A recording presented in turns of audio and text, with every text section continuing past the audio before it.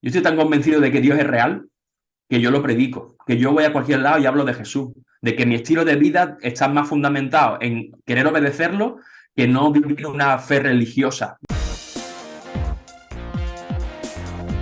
Hola, ¿qué tal? Bienvenidos. Esto es Real Talk con un nuevo episodio, el que tenemos hoy una nueva conversación, una nueva entrevista.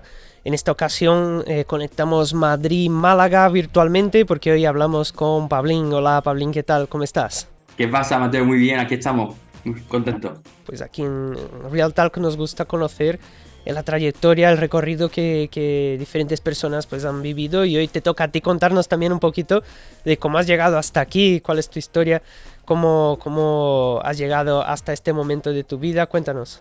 Yo me llamo, en realidad me llamo Pablo Gómez, pero todo el mundo me conoce como Pablín porque dicen que mi carácter se asemeja más al de un niño pequeño o algo así, más infantil que otra cosa, ¿no? Es como mi alter ego, ¿no? Me gusta mucho todo lo que tiene que ver con el mundo de este pop, ¿no? Star Wars y Marvel y toda esta cosa, ¿no? Entonces, es un poco mi identidad.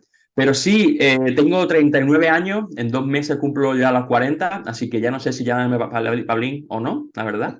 Y la gente cuando me presento como Pablín le da mucho reparo, porque claro, casi mido 1,85, peso 100 kilos, entonces como que de Pablín nada, ¿no? Tú eres un monstruo. Pero sí, casado con una mujer madrileña de Alcobendas, y un niño de 7 años que se llama Kal-El. Kal-El, que es el nombre original de Superman, su nombre de Krypton. Y por eso también me llaman Pablín, porque soy un poquito friki en esa parte. Y sí, estamos viviendo en Málaga. Yo volví a Málaga, yo me fui con 20 años a Madrid a estudiar al seminario y me dieron la oportunidad de estudiar la Biblia en Madrid, en el seminario de Sefobam. Y lo que iba a empezar como un tiempo de seminario se quedó para mucho más. Iba a estar en principio año a año. Estuve 2 años en el seminario y luego me quedé otros 5 más. Así que estuve 7 años viviendo en Madrid.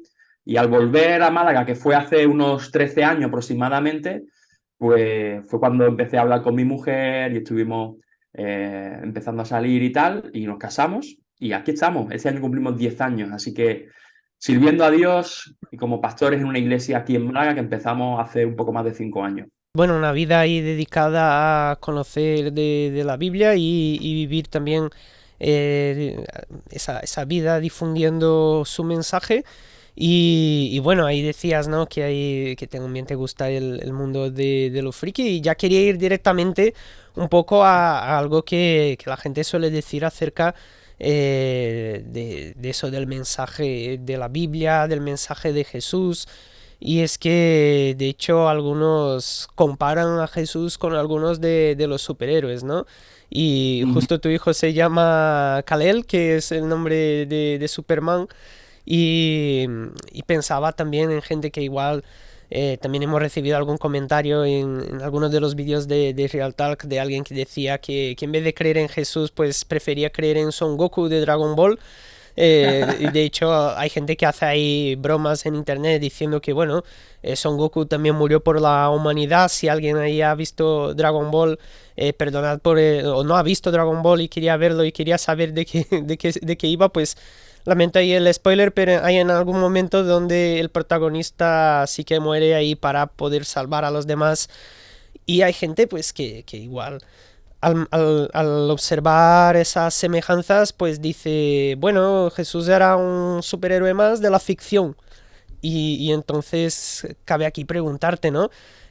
¿Hablamos de ficción, hablamos de realidad, hablamos de historia, hablamos de algo real, o simplemente una imaginación de gente con mucha creatividad? Evidentemente hablamos algo de 100% real, o sea, es que hay una triste realidad y es que la gente sigue hablando de una idea heredada más que de un concepto de formación personal. Es decir, históricamente ya no se puede rebatir si Jesucristo nació o si vivió o existió, etcétera. O sea, hay escritos por todos lados, ¿no? Que hablan de este hecho y va más allá de lo que la Biblia dice. O sea, tenemos historiadores que estuvieron viviendo unos años después de Jesús, incluso antes, que hablaban de este hecho. Eso para empezar. Jesús histórico es algo que es irrefutable, ¿no? Pero, como te digo, sigue habiendo gente un poco más anclada en una idea de que esto es una fantasía, de que esto no es verdad, pero simplemente es ir a estudiar un poquito, es formarse. Y lo que creo que hoy falta es eso también, un poco de formación, tío. Creo que al vivir en un mundo donde estamos rodeados de tantas redes sociales que se convierten en unas plazas públicas con una libertad de hablar eh, exageradamente negativa en muchos ámbitos, en vez de tener más información estamos más desinformados, ¿no? Y esto es un concepto que sigue latiendo hoy fuertemente, ¿no? Los chavales, a pensar en Jesús, a veces están pensando más en la institución religiosa y en esas cosas antes que en la persona de verdad, en la figura que cambió la historia y que hoy le debemos todo lo que tiene que ver en conceptos de leyes, relaciones sociales, lo que tiene que ver con el calendario. O sea, nos regimos por algo que tiene que ver con un hecho histórico que fue Jesús. Pero sí, mira, sin ir más lejos, hablando de superhéroes y cosas así, ¿no? Kalel significa el mensajero de Dios, o sea, es en hebreo.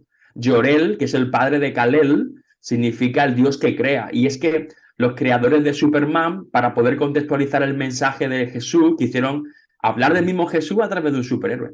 Y estas cosas son interesantes porque hay mucha gente que cree en Dios y que intenta contextualizar ese mensaje en una manera que conecte con la realidad de la gente. Pero, sin embargo, la gente no sabe, por ejemplo, esto, ¿no? De Superman. Pero es curioso y yo creo que mucha gente se sorprenderá al investigar un poquito. Seguro que hay alguno que ya está mirando en la Wikipedia a ver si eso que estás diciendo es verdad, pero sí que hay muchos personajes que incluso a lo mejor el camino es al revés, ¿no? El impacto de Jesús fue tan grande que mucha gente pues se ha inspirado en su figura, ¿no? Y hablabas del aspecto histórico, pero también hay un aspecto espiritual, ¿no? Y los cristianos pues creen en ese paso más allá, ¿no? Y lo de más allá nunca mejor dicho porque es algo con unas implicaciones para la vida después de la muerte y todos esos conceptos que se maneja en el cristianismo. Y bueno, también hay mucha gente que dice, bueno, la vida en realidad es lo que hay ahora y cuando uno muere, pues ahí se acaba todo, ¿no? Pero tú crees otra cosa, ¿no? Tú crees otra perspectiva y que ha tenido un impacto también sobre tu vida que te ha llevado a dedicarte a ello, ¿no? A dedicarte a difundir ese mensaje. ¿Cuál ha sido ese impacto que tuvo en tu vida? ¿Cómo fue ese proceso de, como suelen decir los cristianos, ¿no? Conversión. Ya, y sí, tú has dicho la palabra clave, es un proceso. En mi vida y en mucho de la gente que incluso conozco ha sido un proceso, ¿no? Pero tiene que ver con esta idea de vivir en ese concepto que llamamos fe, ¿no? Que es más bien confiar para ver, ¿no? Y no solamente para ver de una manera física, ¿no? Es que trasciende lo emocional, trasciende lo espiritual, trasciende incluso lo físico, ¿no? Jesús fue una persona, tío, que vino a sanar y a hablar desde la integralidad. Y muchas veces solamente a veces desde las iglesias mismas, ¿no? Hablamos más que de Jesús desde el punto de vista espiritual, pero es que Jesús vino a transformar el ser integral, ¿no? A todos los ámbitos. Y en mi vida ha sido así. Evidentemente soy calvo, ¿no? Eso no, pero no voy por esos lares, ¿no? Pero ha sido un proceso en el que yo me he tenido que ir dándome cuenta de que si quería experimentar a Dios tenía que hacerlo con todo. O sea, no valía con medias tintas, ¿sabes? No valía decir, bueno, sí, voy a darle a Dios este trozo de mi vida, pero esto lo sigo controlando yo, ¿no? Sino exponerme a Él era vivir una aventura de exponerme a todo lo sobrenatural, a todo lo que desconocía, ¿no? Y de alguna manera, esto también habla mucho de lo que Dios espera de mí, lo que espera de cada uno de nosotros, que le entreguemos todo. O sea, si tú quieres verlo, es importante que nos entreguemos a todo. No vale tomar simplemente lo que me interesa de Jesús y lo que no me interesa lo he hecho a un lado, ¿no? Y he tenido muchas experiencias en mi vida, desde, por ejemplo, aspectos físicos, aspectos económicos, aspectos de relaciones, incluso de ver sueños hechos realidad, por simplemente dedicarme a seguir a Jesús a unos lugares a veces que no son tan fáciles, entre comillas, de seguir, ¿no? Te pongo un ejemplo tonto. Pero Me pasó una vez estando en Madrid que estaba compartiendo piso ahí en Madrid y yo trabajaba. Y, tío, cobré el dinero, cobré un mes y guardé el dinero y a mí me entraron a robar. Entonces nos robaron, entonces el dinero desapareció. Pero nadie sabía que yo tenía ese dinero puesto ahí. Nadie sabía de mi piso, yo tenía ese dinero para pagar la mensualidad. Yo me puse a decir, señor, mira. Yo no sé cómo vas a hacerlo, pero tengo que pagar la habitación y llega el día 31, tengo que pagar esto y yo no sé cómo va a ser. Así que tú harás. Yo no sé a quién acudir, me da vergüenza incluso, ¿no? Y tío, literalmente fue al día siguiente bajar al buzón y a ver un dinero con un sobre y dice para Paulín, con el dinero exacto de lo que yo necesitaba. Eso lo he vivido con Dios en muchas ocasiones, en muchas ocasiones. Entonces, muchas veces nosotros nos aferramos a cosas que tienen que ver con eso, ¿no? Tenemos miedo a perder la estabilidad, tenemos miedo a perder el control, pero precisamente no hay nada mejor que dejarse guiar por el que tiene el control de todo, porque él que es el que va precisamente a proveerte de todas las cosas. Y como digo, a nivel emocional, a nivel espiritual, a nivel físico, a nivel intelectual. Y es increíble vivir esa aventura de fe en el que te sostienes, pero también es un proceso. Porque yo me dediqué a servir a Dios ahora en un sentido de, yo estoy tan convencido de que Dios es real que yo lo predico, que yo voy a cualquier lado y hablo de Jesús, de que mi estilo de vida está más fundamentado en querer obedecerlo que no vivir una fe religiosa. No sé si me entiende, Mateo. Es en ese sentido de, no, yo es que no voy a la iglesia solamente, no es que yo soy iglesia, yo quiero ser reflejo de Jesús en lo que hago, en lo que hablo, en cómo me relaciono, primeramente desde mi casa, desde la relación con mi mujer. Pero en ese sentido, yo estoy tan convencido de que Dios es real en mi vida que yo quiero seguir exponiéndome a esa aventura de vivir dependiendo de él y no tanto en lo que yo sé hacer o no tanto en lo que yo puedo controlar. Aunque a veces dude, aunque siga hoy a pesar de vivir 20.000 experiencias, a veces me equivoco, digo, en tomar mis propias decisiones. Sigo pecando, tío, sigo equivocándome delante de Dios, o sea, lo sé y lo reconozco, pero quiero seguir volviendo a la fuente, quiero seguir volviendo a depender, quiero seguir aprendiendo, porque sé que en ese proceso que nunca acaba hasta que Jesús vuelva o hasta que yo muera, eh, voy a encontrar vida, tío. Voy a encontrar oportunidades de ver las cosas desde otra perspectiva. Y creo que esto es algo que no queremos vivir. Creo que no queremos vivir dependientes de lo que Dios quiera hacer. Es más fácil controlar todas las áreas de mi vida y a Dios darle las que sea. Y perdóname otra vez, pero esta es la eterna lucha bíblica. O sea, esto es lo que la Biblia dice. Cuando pensamos en el pecado, cuando pensamos en el error, lo único que hay es una desobediencia, ¿no? Adán quería ser Dios, quería pensar, quería vivir como Dios y decidió ser igual que Dios y por eso se equivocó y lo que hizo fue crear ese cisma en la relación con el propio Dios, ¿no?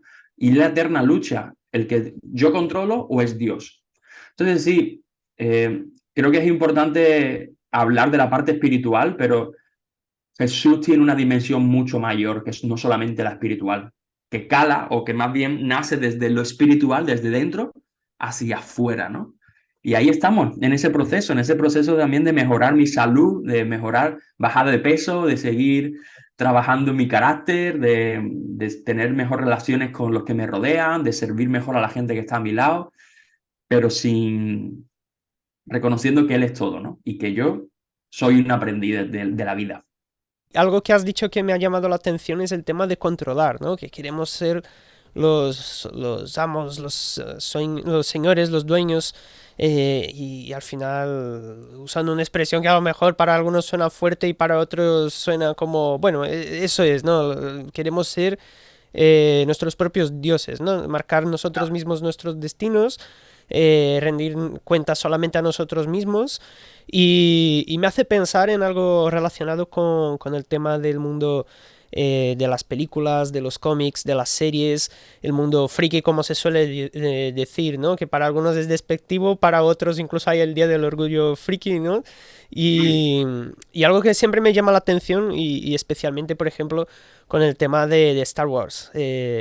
Las series, las sagas, aunque muchas de ellas nacieron con un concepto comercial, aunque algunos digan, bueno, es algo muy artístico y no sé qué, pero sí que tenía ahí su toque comercial y se fue desarrollando de manera comercial. Pero lo original, por ejemplo, las primeras películas de Star Wars, mucha gente las tiene ahí como algo intocable, como algo perfecto. Y todo lo demás que se fue haciendo, pues ha recibido muchas críticas, ¿no? Cuando salieron las precuelas, pues se criticó mucho. Cuando salieron las secuelas, más críticas. Cuando salieron algunas de las series, pues otras críticas. Algunas no tanto como Mandalorian, pues mucha gente le gusta, pero se usan términos como por ejemplo canónico, ¿no? Que algún acontecimiento es canónico. Y me suena, por ejemplo, a lo que pasa con la Biblia, ¿no? El canon. Y mucha gente lo critica y dice, es que no, eso no puede ser así. A lo mejor se sienten como fans, como gente que a lo mejor tiene un conocimiento muy grande, que se ha leído todo el universo expandido, libros y que tiene colecciones, dirá, esto es una blasfemia, ¿no? Esto es algo que no puede ser. ¿Cómo han hecho esto con mi tesoro, ¿no?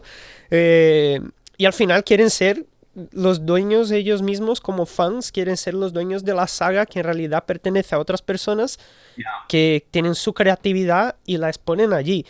Eh, ¿Tú crees que a lo mejor aplicándolo a la vida práctica, a la vida real y pensando en el aspecto de la espiritualidad, crees que igual mucha gente le da reparo el tema de Dios porque al fin y al cabo la historia la escribe Dios y lo que tú crees que en realidad estás escribiendo en realidad no te pertenece a ti la historia que estás viviendo?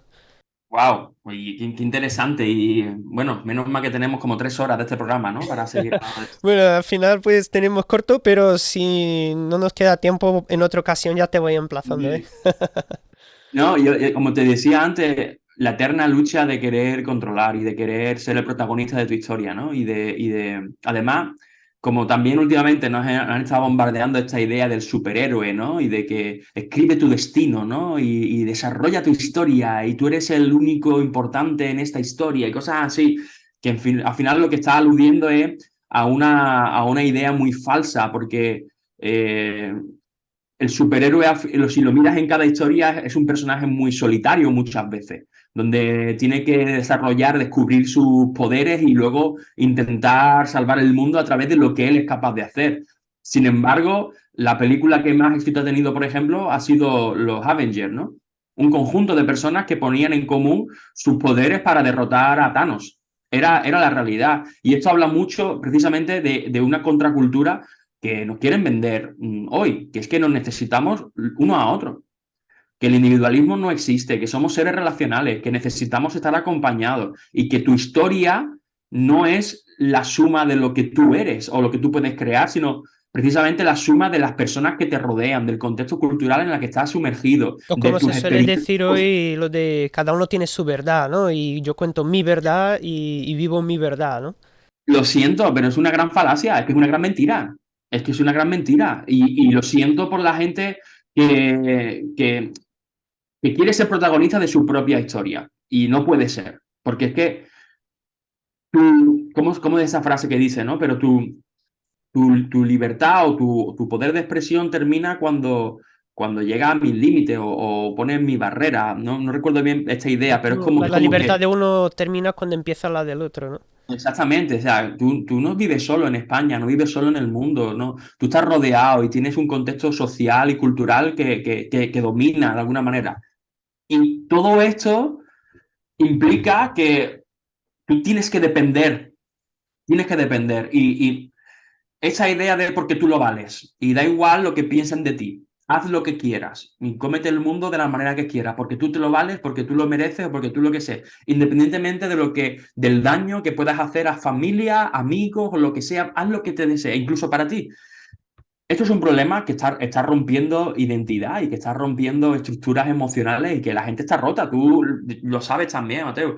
La gente a nivel de suicidio, depresión, ansiedad, la gente vive porque yo lo merezco, porque me lo merezco y me gasto dinero aunque no pueda pagar el último iPhone, pero es que lo necesito, ¿no? Y hay una dependencia que no es sana. Claro, cuando quitas a Dios de la ecuación, cuando quitas a Dios de todo esto, es normal que tú estés como un pollo sin cabeza queriendo encontrar el camino de poder sobrevivir. Pero es muy diferente a cuando tú lo primero que haces, y para mí la Biblia habla muchas veces de esto, ¿no?